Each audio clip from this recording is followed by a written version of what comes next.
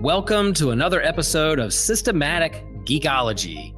This is a space where we seek to create and cultivate healthy conversations between those things we geek out on and the philosophical and theological questions that often arise out of our fandoms. Like, what does it mean to be human? What makes a hero? What makes a villain? How do the stories and narratives we geek out on shape how we live in the world? We are your priest to the geeks. We aren't all ordained, but we see ourselves as mediators at the intersection of geek culture and going deeper in our faith. We don't always have to agree, but we do respect each other, and we see everyone as a beloved child of God. Everyone geeks out on something, so come geek out with us and enjoy the show.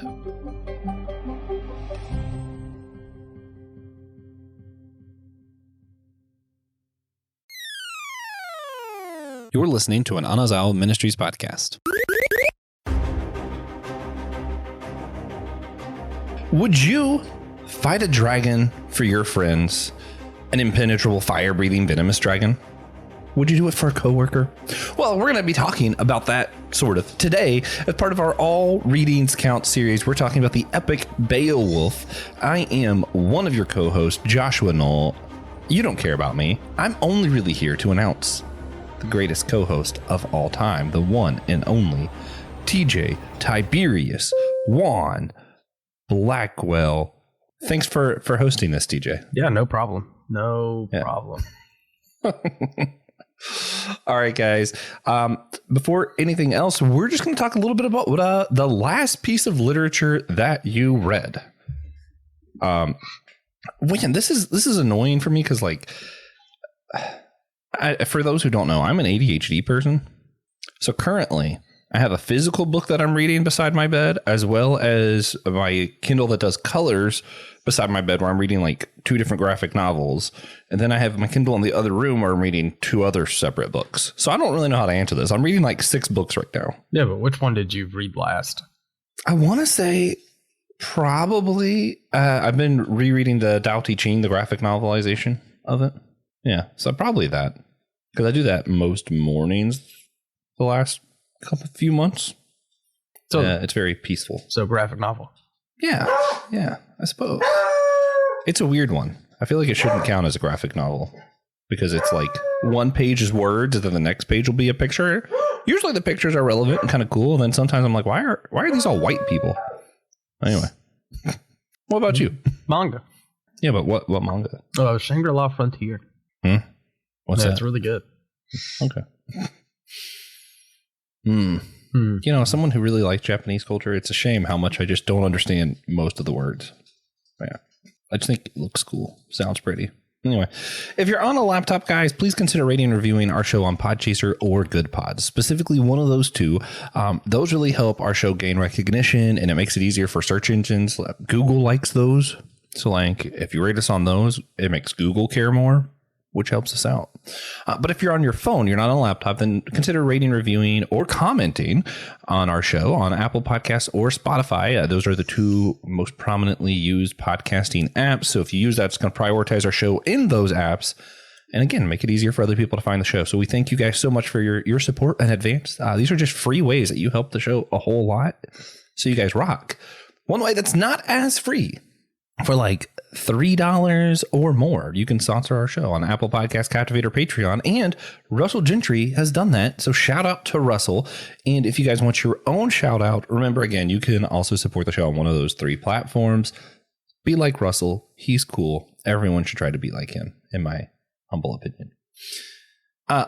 Also, we want to let listeners know you can check out all of our All Reading Counts episodes. Down below, there will be a link if you want to see other episodes that are part of this series, where we're just talking about reading and why reading matters, no matter the format, I guess. Is that how you would word that? Anyway, but if you purchase any of our All Reading Count merchandise on the website that's in the link below, if you go to our store, you find anything that says All Reading Counts on it, anything from those purchases, we take the profits and donate them to local libraries.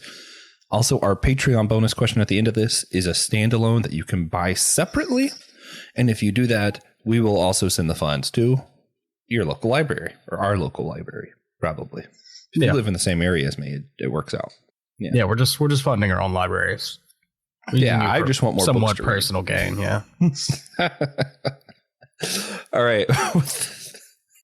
With that, we could go ahead and jump into the main section today. And today we're discussing again Beowulf. Before we do, though, Ari and Cows, that's the name of the series. We're going to talk about what that means and why it's important to us. I listed some of the benefits of reading. This is why it's important to me. And we're going to get into a little bit more the next episode of this in a couple months when me and Andy are going to do an audiobook. Because some people say it doesn't count, and I think it does because there's certain benefits of reading that are very specific to reading that you still get in audiobooks, as well as epics, which is what we're here to talk about today. So some of the benefits: we reduce stress, improved focus and concentration, improved cognitive skills, decreased risk of early onset Alzheimer's and dementia, better writing skills, improves your memory, increases your vocabulary, improves empathy and ability to engage with people with other perspectives than your own. And many, many more. Are there any benefits of reading that I didn't list that you can think of, TJ? Make smarter. Yeah, make smarter. Mm-hmm. Yeah. And by reading epics, which I think epics are a little bit easier to read because like they're in poem form, so you go through pages quicker, which makes you feel like you're doing more. Yeah, even like Gilgamesh even isn't that long, but but it sounds impressive. Like really, you didn't read all that much, but it's like I read Beowulf, and it sounds like you read a hefty book, Yeah, because most of the time if you see Beowulf, it's like thick because it's got a commentary in it, a few indexes, all kinds of stuff. But like, let's see, this is my copy of Beowulf, and it's like, let's see, this much of it is actually Beowulf. That's it. This is one where it really helps if you're on YouTube. That's Beowulf. But it sounds like you read a whole lot. Yeah. Yeah. And I mean, it's not like it's light reading. It's definitely not light reading. But it's also just kind of like, I don't know, makes you feel more accomplished than I think you actually did, probably. It's a comfy medium reading. Yeah. And helps your cognitive skills if you're worried about early onset Alzheimer's. This is great. A lot of people think Alzheimer's is really just like type 3 diabetes. So maybe eat less sugar and then read more. Yeah. You'll be all right. Maybe. No guarantees. We would offer your money back, but we donate it to the library. And also, we don't make money. So there's that. Yeah. All right. So, TJ, how would you define an epic? We talked a little bit about it just then anyway, but if there was like a proper definition, do you have a proper definition? Or do you just kind of have this is what my gut says it is? So, to me, an epic is a story with age, written poetically, that is about a hero. So, yeah, that's fair. I personally, I want to get rid of the age part. I understand why it's there, and I think it's technically should be there by how we define it. I just like the idea of people still writing stuff like this. So like, I want to get rid of the word age so that maybe someone will be inspired to go write an epic. Also, it would just be cool. Imagine if I was a good writer, I could just go write an epic. That'd be pretty epic. Yeah. Yeah. You can still try. It's true. I mean, eventually it'll get old. It'll be an epic one day. As long as people keep reading it. We just got to find a way to threaten everyone to keep reading my stuff. Yeah. Yeah. What if I... See, now my brain's like getting into weird territory of like, because, a lot of the stuff, this is still going to be relevant. 'Cause a lot of stuff back in the day, ancient writings, a lot of times borrowed from one another freely. There wasn't really copyright things. It was like, oh, hey, that's cool. What if I did my own spin on the story? And then eventually once part of it stuck, and that's the part that we know today. Like a lot of like Gilgamesh and different stuff existed before our biblical account stories of like a flood. But what's the one we know today? We know the Bible one, right? So like that's pretty common. So my brain's like, I wonder if I can write a poetic form version of everything that happens in Kingdom Hearts.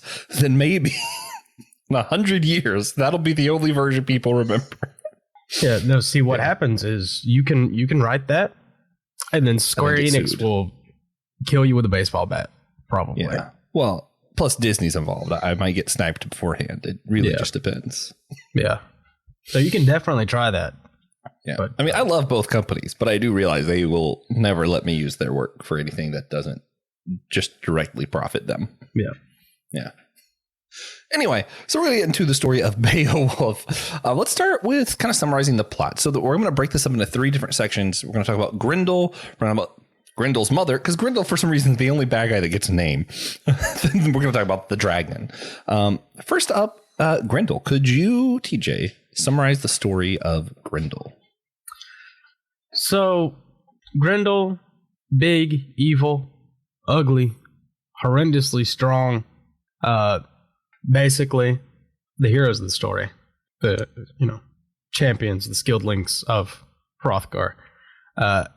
They built a nice big mead hall called Hailrot. It's gorgeous. It's huge. Everyone loves it. Yeah. Everyone goes and gets super drunk. It's actually where we're going to have Theology Beer Camp 2025. Yeah. And then Grendel doesn't like that. Living up in his swamp above the skilledlings, and then he starts to do something about it. Every time they party, Grendel comes down, kills a bunch of people, eats a bunch of people. And that they abandoned Hailrot because of that. Yada yada. Hailrot lies dormant for like 12 years. And then Beowulf shows up. And he's like, hey, I'm the greatest person of all time. I'm gonna. He hadn't met TJ. I'm gonna kill that thing that's been terrorizing your awesome meat hall for you. Mm-hmm. And then he does that. Exactly that. He was right. He wasn't lying at all. I love that version of it. That's so funny. I mean, that really is basically what happens. Everybody just gets murdered by a demon. One dude just shows like, you know what? I bet I could take him. Yeah. Then he does. He shows up with his resume. He's like, my name, Beowulf. I killed a bunch of sea monsters just swimming around in my armor with a sword. And just for funsies. Just for funsies. I'm the strongest person alive. I will kill the demon terrorizing you with no weapons. So let's go throw a party. Yeah. What's funny is, like, for me, some of the details are way more interesting than the story, I feel like. Yeah. Because, like, reading it, you find out that Grendel is, like, one of the ancestors of Cain, the original murderer. And it's just straight up, the story's like, hey, we're going to incorporate the Bible into this. Yeah. Yeah. So that is something that has been contended before about Beowulf, because the story is so old that it starts to become unlikely that there were themes of Christianity in it originally. So some people think that the Christian themes were just added in by a Christian transcriber at some point. Yeah. So, like, whenever I write my epic of Kingdom Hearts, and instead of, at the end when Sora points out that there's light in every heart, I just point out that there's Jesus in every heart. Yep. And now everyone thinks that's in the story. Yep. Yeah. Really Perfect. that. Yeah. Genius. Actually, I'm gonna try that.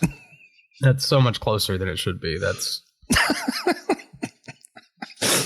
but okay. But going with the version that we have a version that does tie in God and this biblical account really heavily. I find that interesting. Even if it's not in the original story, I find it really interesting, this idea of, like, all 3 parts, like the 3 baddies we're going to talk about, they're all, like, given a reason. And I think what's weird today is if we give a villain, like, a purpose or something, we give them, like, motivation, it's always like something sympathetic. Like, they weren't born evil, they became evil. Like, we always go with the nurture side. And this story straight up like, no, he was born evil, but here's why he was born evil. Mm-hmm. I'm like, you know what? I can accept that. That's kind of cool. Yeah. Yeah, this story predates every other English story you've ever read. So yeah. The tropes are kind of young here. So there's no, like, not really tropes yet. Yeah, they didn't, like, turn evil or get redeemed. No, these things are just evil. Yeah. Sometimes I miss that. Like, bad guy bad, beat him up. Yeah. Then get drunk. Mm-hmm. Yeah. And for those who don't know, like, Lord of the Rings, Middle Earth, all the stuff that Tolkien did heavily pulls from Beowulf. This was, like, Tolkien's favorite story. Even Lewis pulls some from what we're going to talk about later with like the dragons and the friends of Beowulf. But like Tolkien very much relies on the story of Beowulf. And from my perspective, he makes a much more nuanced story with Middle Earth. And then what's interesting is like, then you have a lot of things that we're familiar with today, like Harry Potter or that thing dragons and kings. How to Train Your Dragon? Nope. Game of Thrones. Oh. Yeah. A lot of those really came from Tolkien stuff. And some people think improved. A lot of people think that did it worse, which is probably what happened when Lord of the Rings came out. There's probably a lot of people who are like, that's not as good as the original Beowulf. You know, just is how it is. But it's fun because like a lot of the stories we're familiar with today, this is like the granddaddy of their story. Yeah. Yeah. Tolkien also had wrote an entire essay about why translating Beowulf is annoying, which is really funny. Wait, what? Mm-hmm. That's funny. You should read it. It's called actually, it's not one of Beowulf. my actual favorite translation of Beowulf is Tolkien's. Yeah, and I think I need to read that now because that sounds like I would laugh very, very heavily. Yeah. Yeah. But no, okay. So that was one of the themes here that was really interesting, just kind of like how he is born evil. The other thing that was interesting to me that I think probably was more part of the original story, given the like honor shame culture of most ancient civilization. Anyway, but there's this whole thing of like the whole reason he's able to beat Grendel is because he decided not to use a weapon, because there's some kind of like curse or something on Grendel where like weapons don't really work on him. So it's so weird to me because usually in like modern day stories, the way this would have went down is he's like, I can beat him without a weapon, gets really arrogant, and then he loses because he was full of himself, right? But here's like, I can beat him without a weapon. And it's like, yeah, no, that's why everybody else was losing. They kept using weapons. And it's like, oh, okay. What do I do with that, DJ? Should I be more arrogant? You're not Beowulf. Oh, okay. No, Beowulf, they're chilling in the meat hall, plotting on Grendel, and someone's like, yeah, Beowulf has the hand strength of 30 men. That's insane. 30. His hands are strong as 30 men's. That might be TJ. As much as you play Valorant, you know. No. You really work out those finger muscles. No. Rock climbers. Oh, yeah. No, so the arrogance thing aside, because I don't really think that was the point. I think the point, and this could be me reading Tolkien backwards into Beowulf, so maybe TJ will correct me.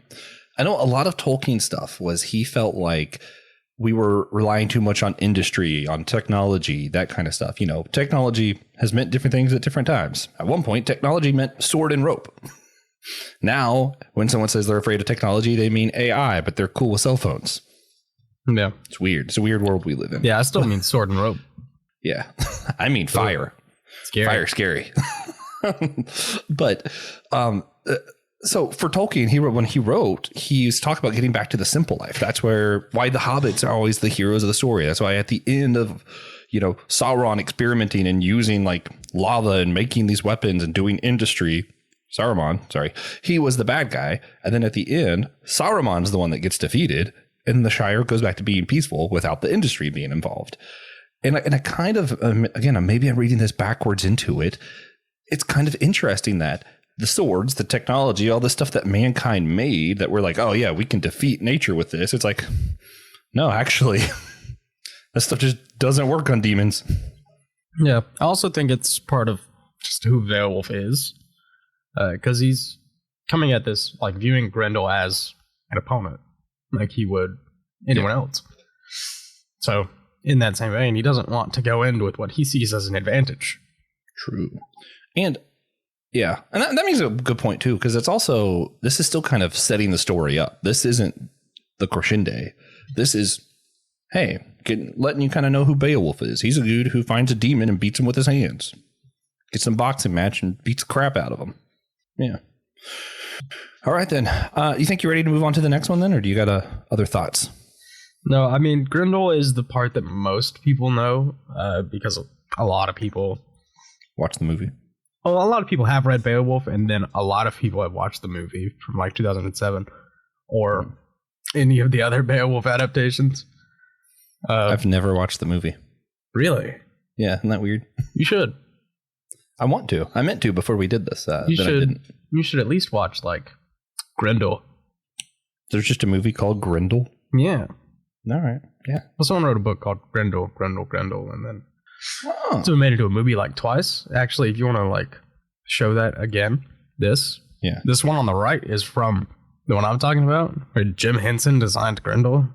What? Yeah. When did he use his version of Grendel? Yeah, it was like 1988 or something like I'm that. familiar with this. Yeah, I it's love a when moments ton. like this happen on a podcast. I feel like it's really weird for everyone that's not me. This is wild. I need to see this now. Yeah, it's pretty good. Yeah. Anyway. Well, I'm glad we brought that up because I didn't know that. I've almost exclusively have read the books, read where Tolkien talked about the book, or I think that's basically it. Oh, listen to audiobooks of it. There's several versions of audiobooks on Beowulf. Mm-hmm. It doesn't capture the same thing, though. We're going to get into that later because, like, something about poetic story doesn't translate into audiobook. Poetry itself in audiobook is fine because you can just hear the rhymes. It's like, oh, that's cool. But something about when it's in story form and it's poetry, I feel like you just lose something because whoever does the narration is more focused on the story than the fact that it's also a poem. Yeah. You just got to be careful reading Beowulf because most of the poem is an alliterative poem and not with a rhyme scheme, unless he's trying to be dramatic. Yeah. So some translations lose that. Yeah. It feels a lot less like a poem. That's true. In fact, the popular one that I think is probably the worst one, but easiest to read. What's that? It's like Seam something. Do you know what I'm talking about? Seamus Heaney? Yeah. No, you're crazy. I don't like that one. I just feel like he doesn't, I don't know. He doesn't lean into why it was written the way it was as much as I would like. We'll talk about it later. If you'd like to support our show, please consider joining our Patreon, where you get live access to our YouTube exclusives, including our comic book catch-up, manga mustard, drinks with Tejas, and our companion series that we do each year with our annual theme. You can also get exclusive merch, including t-shirts, handbags, a coffee mug, and a long sleeve shirt. We also have available bonus extra questions at the end of most of our podcast episodes. You get access to exclusive Discord channels, discounts on our store, access to any future online D&D campaigns. You get to vote on topics for some of our episodes. You can easily access all of the Patreon content right through Spotify now. So super easy. Go to our Spotify page at the top. It's going to say exclusive content for subscribers. If you're a patron, hit that button. You get all of our bonus content right there on Spotify, right with your regular feed. And of course, you get the satisfaction of knowing you helped a podcast in need. Our overhead includes editing software, marketing equipment, recording software, and a lot more. And there's a lot that goes into keeping the lights on here. And we really appreciate all of our patron subscribers for helping the show happen. For now, let's jump into Grendel's mother. Yeah. There's a lot of the mother stories in literature, and especially TV shows for some reason. I just like the fact that she's always just named Grendel's mother in this story. Mm-hmm. That's what she is. She doesn't get a name. Yeah. Why would she need a name? That's crazy. Like, she's not really done much, but Grendel was a problem. Yeah. But she has her own, she's like the second act. Could you kind of unpack for us what is this part of the story with Grendel's mother about? So basically, Grendel's mother finds out that her son got his arm ripped off and bled to death. Not a big fan of that. Whoa. Yeah. By the way, spoiler alert. That's how Beowulf wins that fight. He rips off Grendel's arm. With his bare hands. With his bare hands. Oh, sorry, human hands. Yeah. No, they're bear's hands. He borrowed At that point, yeah. Yeah. But Grendel's mom, finds out and then kills Hrothgar's advisor and puts his head up outside her lair. So, they've already got Beowulf here, so they're like, hey, Beowulf, go kill her. And that's pretty much what happens. And then we actually get exposed to the fact that, like, him earlier bragging about how he's the strongest swimmer of all time and just generally unkillable comes true, because, like, she's a lake witch, and he has to swim through a bunch of monsters and, go kill her that way. Yeah. Also played by Angelina Jolie in that movie, which is really funny. That is crazy. I didn't know that. That also makes me want to watch it a little bit more. But yeah, for some reason, whenever I read this time around, because I read it like back in high school, then again in college. But when I read it for this particular thing, I've read it 3 times in the last like 2 months. Because for some reason, I thought I needed 2 months to get through an epic because I forgot. As again, epics sound like they're really big. I forgot that they're not. So I just read it a lot because I gave myself way too much time to read this. Every time I've read it, I just imagine Luffy swimming and just punching like the sea monsters that are in One Piece and just one hit killing them all, you know? Yeah. Beowulf does use his sword, though. Yeah. And Luffy can't swim, so yeah, there's also that. Well, you could have swum in this. This was a lake. True. Anyway, I'm sorry for this sidebar, but it just occurred to me that Luffy, if he visited the world of Kingdom Hearts, would never be able to eat sea salt ice cream. What a tragedy. I just don't think that's true. The sea salt wouldn't bother him? No. As long as there's not actual sea in it? Yeah. All right, our next What If episode. What if Luffy visited Kingdom Hearts and ate sea salt ice cream? Side tangent aside, I'm very ADHD. My medicine isn't kicked in yet. It's too early. I took it right before this. It'll kick in soon, probably.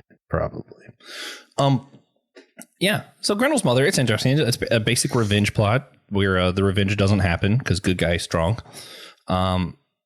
I feel like there wasn't a ton to this part of the story. Like I really just didn't get much out of it. Revenge bad? Is that the point, or is the point that Beowulf cool? Yeah, Beowulf's him. Okay. Yeah. So it doesn't have anything to do with revenge at all. It just happens that she wanted revenge, but the point is just that Beowulf is cool. Yeah, the point is check out this cool hero story. Yeah. All right. You know, it's super demon witch, no problem.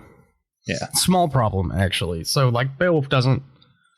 Like, it's not as easy as he thought it'd be. He goes down there with his family heirloom printing, and that has killed, like, a ton of men. And, he almost loses this fight, actually. But there was another sword in Grendel's mother's cave. Oh, yeah. That was so cool. That he's able to use, which is just, like, huge. It's, like, made for giants. And he's like, oh, I'll use that. Just cuts her head off. My next what if story. What if Roronoa or Zoro used that sword? Could be cool. Also, I feel like Beowulf's old enough. They probably actually could do that in One Piece if they wanted to. I hope so. Yeah, that'd be fun. I'm pretty sure they can do whatever they want. Yeah. I mean, that's Japanese copyright law. Beowulf's 1,000 years old. True. So one thing that's brought up in both of these things so far. So like the mead hall was in trouble. We bring back the mead hall. Everybody's able to get drunk again. Hooray. Mom gets mad. We have to go beat her up and everyone's able to get drunk again. Hooray. A lot of the story talks about some of these, like a little bit of like socio-political stuff that's going on in the background. Like it's not like brought into the forefront that much, but it's there. I don't understand all of it, but I know the Danes get talked about a lot. Could you maybe tell us who the Danes are and like how those parts of the story really add to the overall narrative that's going down? There's a lot going on here. So the Danes and the Thanes and the Wieldlings and the Skildlings, and it gives us historical context for like, this is our setting, and this is also like at the time Beowulf was written, this would not have been very far in the past. So it just gives us a lot of insight into like how these types of societies might have worked. There's a ton of research on this, and Beowulf gets used a lot to like point out structure and that kind of thing. So it helps a lot. It makes Beowulf a little bit of a historical text. Not really, because it is poetry. And as far as I'm aware, Beowulf is not a true story. Yeah, 50% of it's not a true story. At least a little bit of it's not true. The demons and dragons are real. Yeah. Yeah, Beowulf's just not.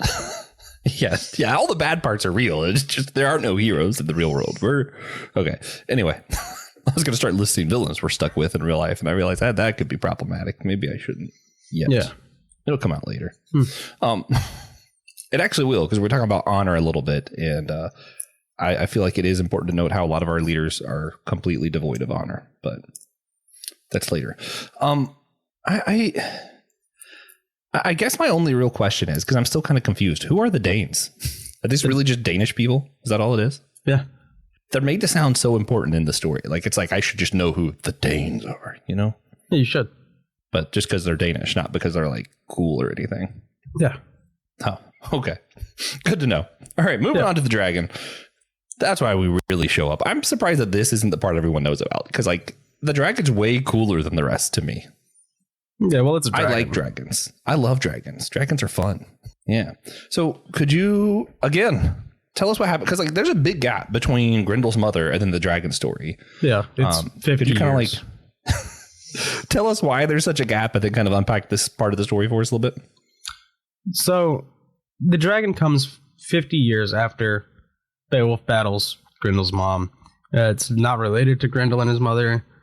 It's just someone went, found this dragon's lair, stole one cup, and the dragon got super, super mad. So they're off celebrating, doing something.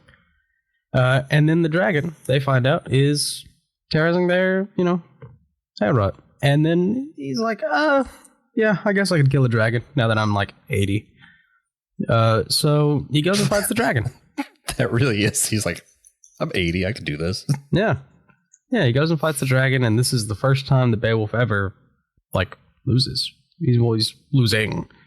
So he goes to fight the dragon. He says he'll do it alone, and he needs to get a little bit of help from Wiglaf, one of his closest companions. But Beowulf does die, which he's 80, and killed the dragon.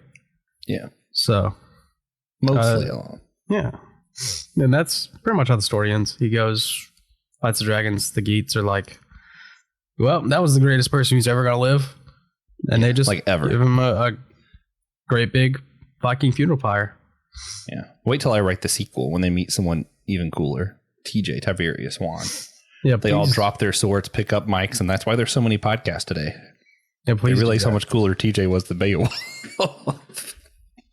No, but in all seriousness, I for me, it kind of feels like the rest of the story might exist just for this story. If Grendel isn't about why we should be weary of technology and industry, then I feel like the point of Grendel and Grendel's mother is to tell us, no, it's actually a really big deal that this guy almost lost. Like he just one punch KO'd demons.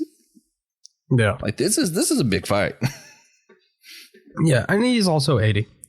Yeah, he's also 80. Isn't there one point where he's like, he regrets that he has to use a weapon? He wishes he could just do this with his bare hands too. Yeah. He's like, I wish I could do this with my bare hands, but I guess I'll use a weapon. Yeah. Yeah, I thought that was kind of funny. The thing about him, the way he loses though, so it's so interesting. So he tries to go out alone. And this is the thing that Lewis picks up on, and I'm like a huge C.S. Lewis fan, even though I don't like Narnia. So that's where I get excited about the things that Lewis got excited about because he told me so. It's my little C.S. Lewis cult that I'm forming. But oh, you did not form that. Oh, perfect. Good. I'm just slowly joining it. We are one. Anyway, it's the thing that's really interesting. So he goes out, he almost loses. Side note, one of the details I find really interesting, the whole reason he dies is because when the dragon scratched him or bit him or whatever, turns out there's venom. It's a venomous fire-breathing dragon. Because fire breathing and being impenetrable just clearly wasn't enough to make it terrifying. Yeah, I mean, if I had the option to also make my claws venomous, I would. Yeah, I mean, why not? I respect that from the dragon. That's... Yeah, but yeah, so dragons, and I wonder, I don't know if this is like what made this a thing, but in most lore, dragons are just really territorial over gold. They go out and find shiny things, they hoard it in a cave. That's what dragons do, unless you're in Game of Thrones, who just clearly doesn't understand dragons. But that's a side note. I just really don't like Game of Thrones. I'm sorry, guys. But also, another sidebar, I actually think My Little Pony does it fantastic. Their dragons are great and entertaining. All right. Yeah. Yeah.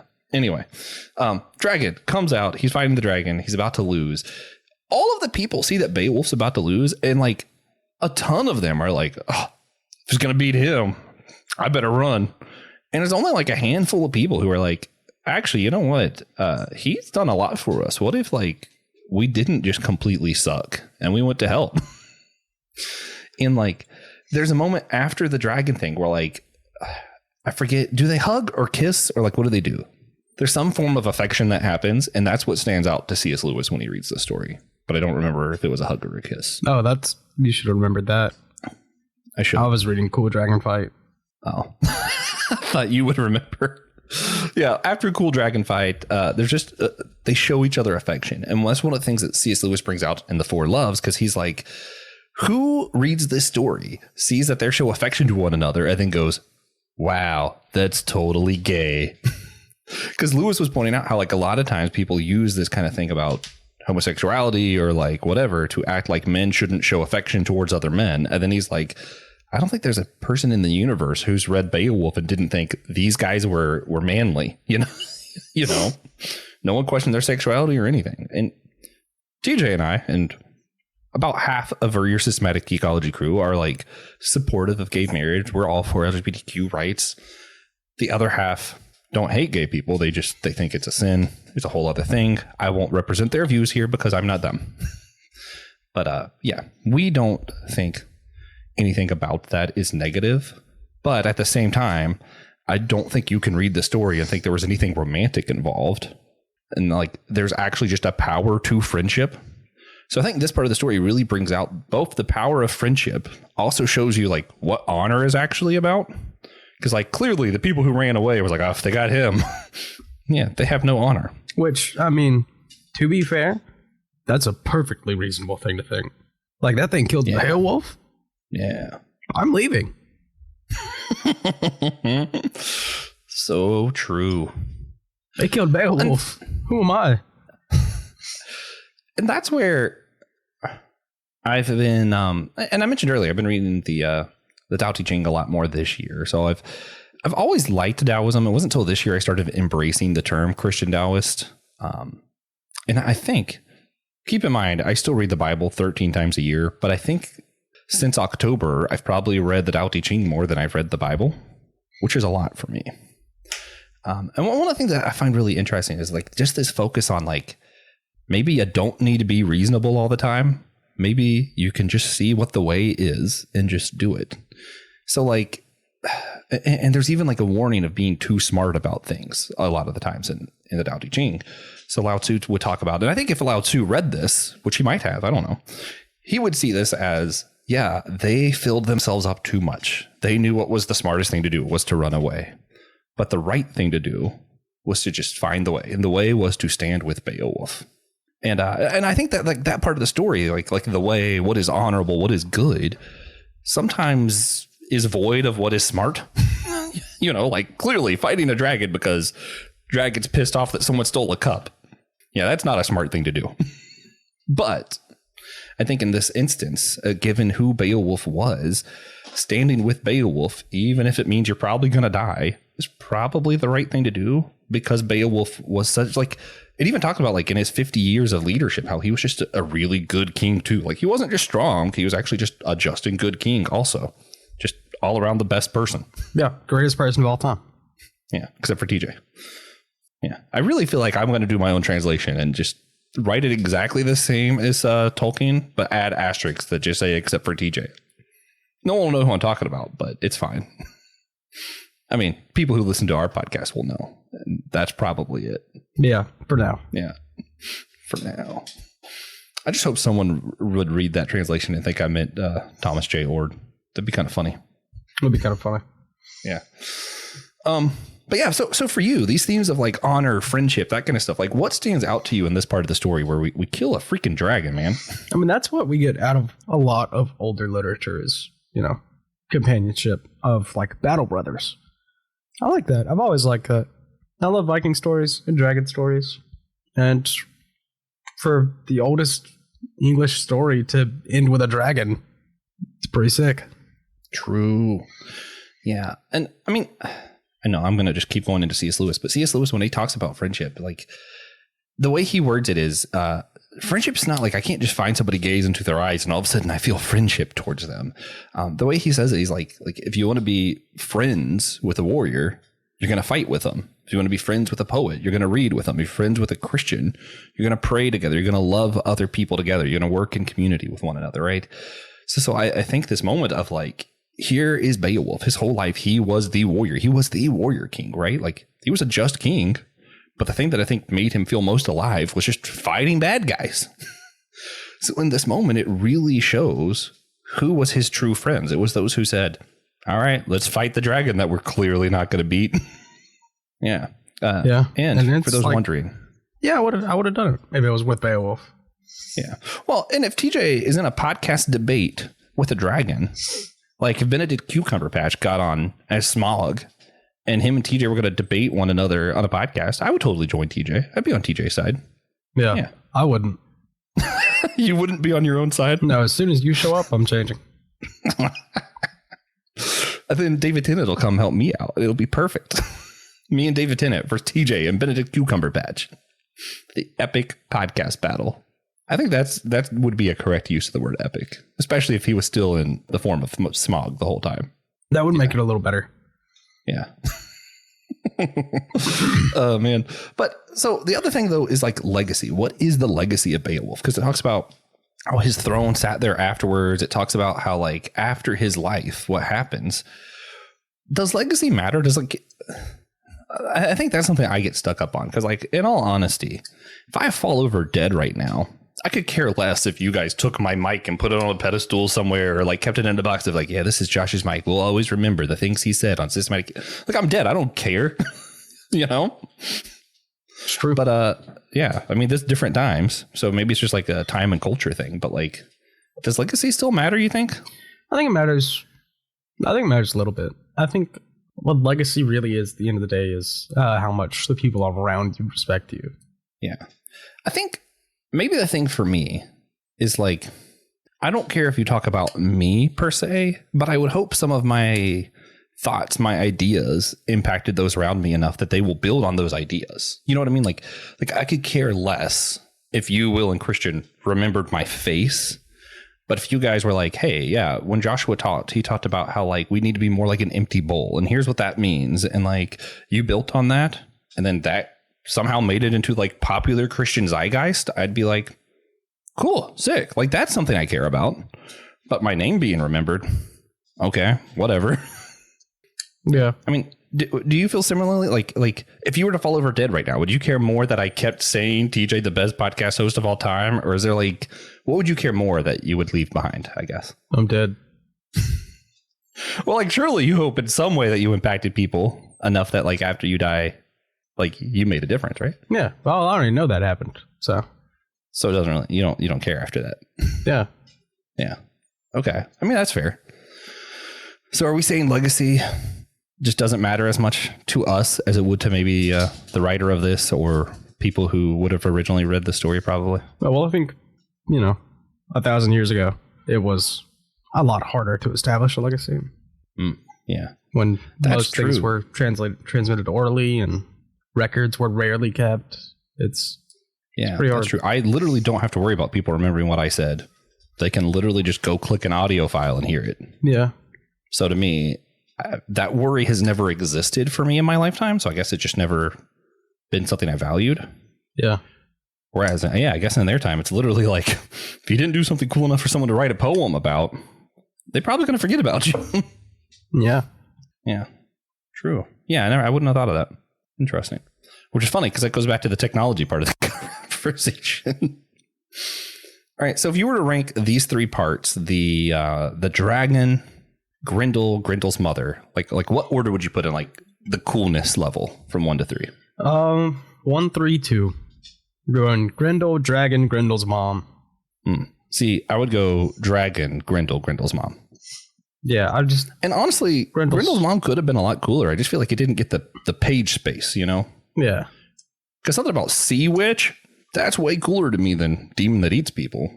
Just the way it was written, I'm like, hey, I could have skipped that part. I didn't really need it. Yeah, it really doesn't add a whole lot. Yeah. So you're 1, 3, 2. I'm 3, 1, 2. Mm-hmm. We just agree that 2 was the worst part, though. Yeah. Yeah. Okay. Cool. Like there is. Don't skip this. Don't skip the witch part. Yeah. Don't skip Obviously. it. You could. No. There's Don't. no reason to. No, you can't skip it. You need to know. It's just the least awesome. Interesting. Yeah. Okay. So since this is an epic, I feel like we should talk about why it matters that it's an epic. How do you think the story is impacted by it being like in that poetry format, like rather than it just being like a little storybook? I think it definitely helps with its longevity. It aids, I feel, to the memorability of Beowulf. If you read Beowulf a few times, you're a lot more likely to remember a lot more of it than if it was just a book. That's how I feel, at least. That's the way poetry helps in this sort of thing, because poems generally are easy to remember because the prose just kind of encourages your brain to remember it. Yeah. I think something you said earlier really gets to me also. So I have two answers to this. One is something you said earlier where like usually it doesn't rhyme, like it's not that kind of poem, but when it's like the important bits, they will rhyme. So it stands out more because it's able to do that. And I think if it was a story, you wouldn't really be able to do that in like a normal paragraph. So I think that helps. I think the other thing, and this is where it's like what I mean when I say poem and story is harder to do in audiobook, they're able to use the blank space on the page a little easier, I feel like. Because, you know, where the paragraphs are when it's written in poetry, there's just a lot more blank space. So for me, when I listened to the audiobook, because I listened to the audiobook for this and then I read it 2 or 3 times. I don't remember. I went through the story a lot the last couple of months. In the audiobook, it just kind of feels like Grendel's mother happens and then this stuff happens and then this and then this happens and then this happens. But if you're like sitting there with like my Kindle's what I'm using and I just get to the end of Grendel's mother and it's like 50 years and it's like that 50 years thing is almost its own paragraph and it's already written where it's like poetry. So half the page is blank.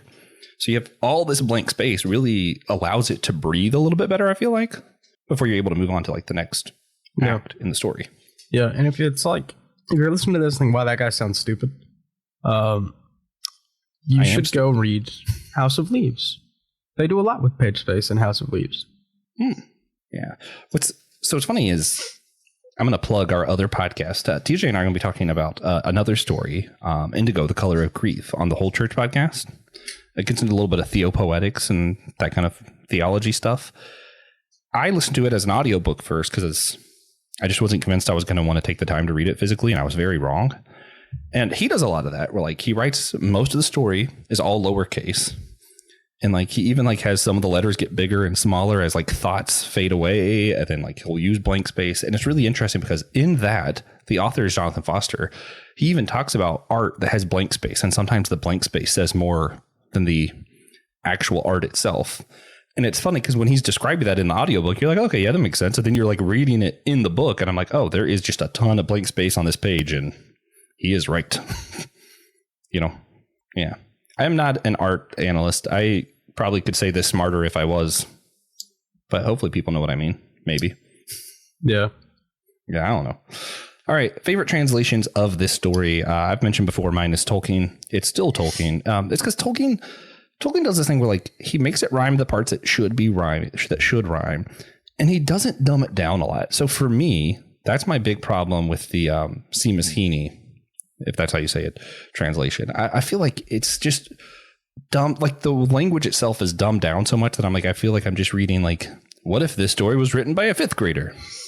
I don't want that. Tolkien still makes it where like you got to use your big boy brain to read it without like the original version where it's like you have to learn a whole new language really for this to make sense, you know? Yeah. All right. It is really funny though, because Tolkien has his critics, and the way this happened was Tolkien released his essay on translating Beowulf. He was like, hey guys, this really stinks. And in his translation, yeah, of course people read it and they were like, Chris, you messed up. But, you know, it's not perfect because we're translating from Old English to English. So even someone like Tolkien going through this, there are some times where it's just not feasible to keep in the alliterative verse at all times, or, you know, the Old English meter, which is different. So, yeah, I feel like, and see, that's the thing I didn't have the word for. The meter is like, since it is written in poem form, I feel like it's the trickiest part to get right, because I'm trying to remember. There was one version I read that wasn't Seamus Heaney or Tolkien's version. There was another one that I read that I was like, this is just not, like, it just felt wrong. Like, it's not that like the words or anything was wrong. What was it? It might have been the okay, so I'm on Amazon now, so it looks like it might have been the Maria Headley translation. That might have been what I read, that I was like, it just, something about the timing felt wrong. Like, I just didn't have the words for it. I don't know. Yeah. But what about you? Do you have a favorite translation of Beowulf? I mean, I have the translation of Beowulf that I own, that I read the most, which is Howell Chickering Jr. It's good. It's pretty much just a raw translation. Yeah. But also, has anyone seen the cover for the J.R.R. Tolkien Beowulf? At least the one that you can get on Amazon? Because, like, it's cool. I'm trying to find it so I can put it up here. Better be Is cool. this a bad use of my time right now? Maybe a little bit. I'm going to do it anyway. Share screen. Amazon. Here, guys. Look at that. That's just cool looking. Everyone should get that just because it looks cool. And it has Select Spell. It's not part of what we're talking about today, but it's worth a read, you know? Yeah. Yeah.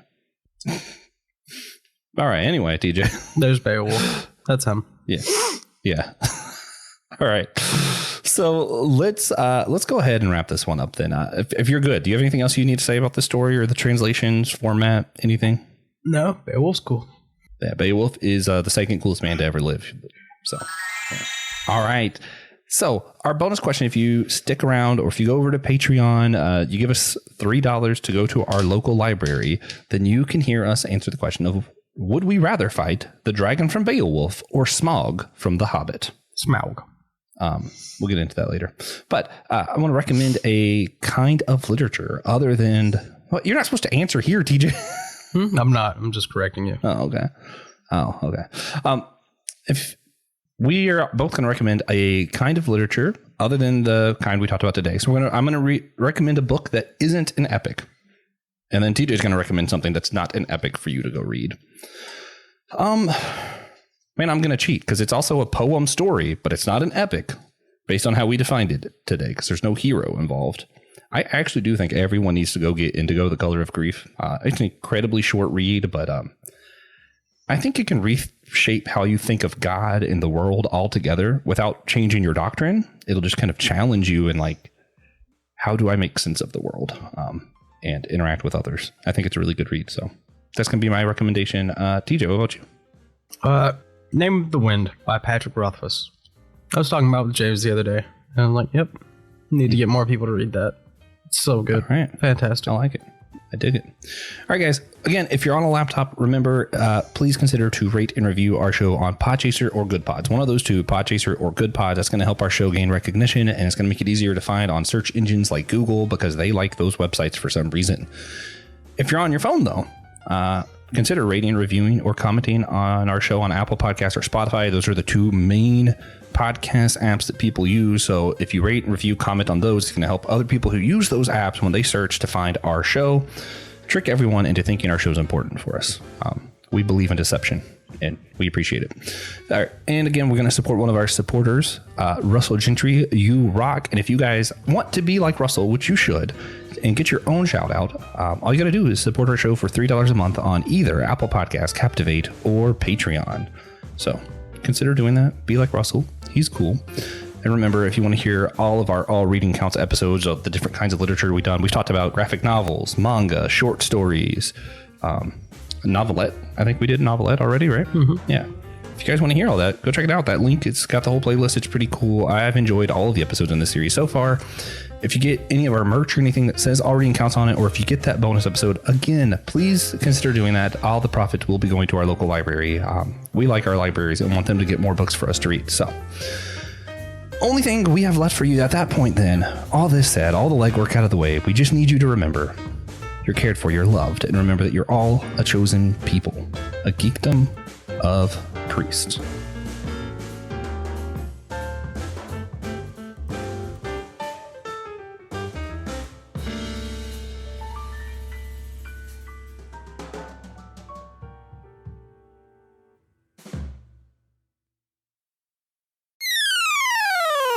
Hello, friends. If you enjoy systematic ecology, a great way to support us and to keep us moving forward into the future is to be a patron on our Patreon network. If you're a Patreon, then you get live access to our YouTube exclusives like Comic Book Ketchup and Manga Mustard, Drinks with Tejas, and also some extra content there with our companion series to go along with our annual theme.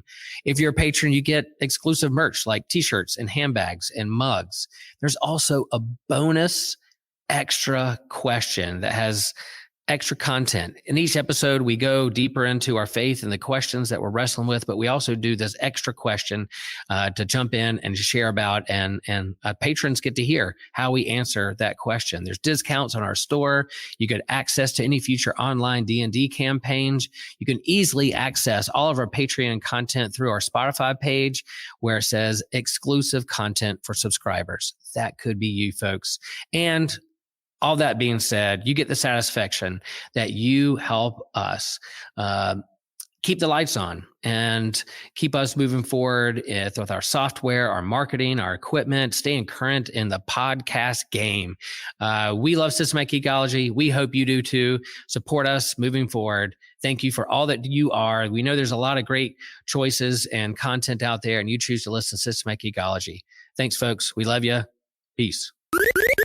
Hey guys, Christian here to talk to you about the AMP Network. That is the Amazon Ministries Podcasting Network. That's what we do for all of us here together. You can follow the whole network in a single feed on Spotify at Amazon Ministries Podcast, or on the network page on Apple Podcasts to just see what we're all doing. And what are we doing? Well, we have plenty of things here. We've got the homily. You love Pastor Will. You want to hear Pastor Will preach. You hear the man doing a homily there. It's amazing. The man does spectacular work for Holy Trinity Lutheran Church in Chapel Hill, North Carolina. Then we have the Whole Church podcast. If you want to hear Joshua and TJ talk to different people from around the church who have very different views on how things should go, check it out there. You want to go to My Seminary Life, you want to get some more Brandon Knight in your life, who doesn't want more of that? Go there, hear about the man, discuss his time at seminary, which is what he used to do. Now he's on other topics, and just head out there for what the rest of the man can do. Hear a lot of good stuff that way.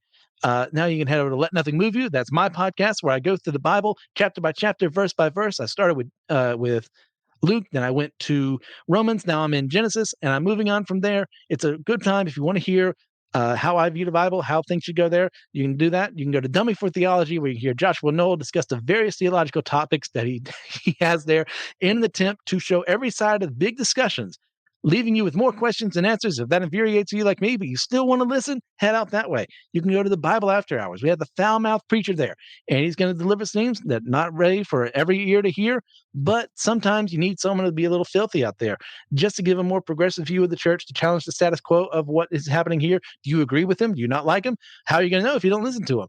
And finally, we have save best for last, the Clydes.